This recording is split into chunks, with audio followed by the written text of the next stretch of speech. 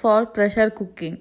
1 cup green peas, 1 potato chopped, 1 carrot chopped, half cup water, salt, half teaspoon turmeric powder.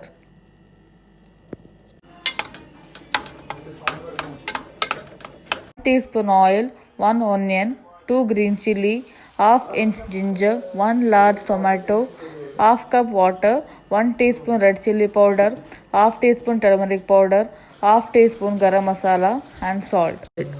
Crush out puri and place it in a plate. Add onions, tomatoes, chili powder. Finally, serve masala puri chaat garnished with save and coriander leaf. Thank you guys.